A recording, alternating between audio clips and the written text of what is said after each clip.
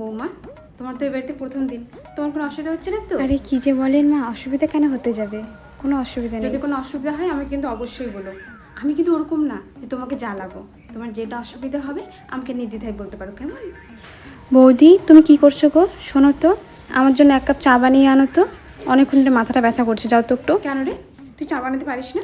পারি তো মা। পারিস, তুই নিজে গিয়ে বানা। বৌদি আসছে, তার মানে বাড়িতে তোর কাজের লোক চলে আসে নাই যে তোকে একটার পর একটা জিনিস বানিয়ে খাওয়াবি। তোরও হাত আছে, তোর যখন যেটা মন চায় বানিয়ে খাবি। বৌদিকে বারবার বলতে যাবি না। যখন বৌদির ইচ্ছে হবে বানিয়ে খাওয়াবি। বৌদির যেটা দায়িত্ব বৌদি পালন করবে, তোর কাজ তুই করবি। বেশি নাটক করবি না, বলে রাখলাম। কি হয়েছে?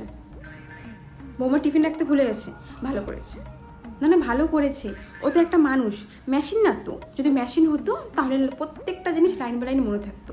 ও যেহেতু মানুষ, প্রত্যেকটা কথা মনে থাকবে না, এটাই তুই যেহেতু স্বামী হোস, তোর একটা দায়িত্ব হয় সব কিছু মনে রাখা। আর সামান্যটা অ্যাডজাস্ট করতেই হবে। তুই কেন অ্যাডজাস্ট করবি না? বৌমা অ্যাডজাস্ট করছে, বৌমা সব কিছু ছেড়ে আসছে। নিজের বাবার বাড়ি, মা বাবা সব কিছু ছেড়ে আসছে। ও অ্যাডজাস্ট করছে, তোকেও অ্যাডজাস্ট করতে হবে। কথাটা মাথায় ঢুকিয়ে নে।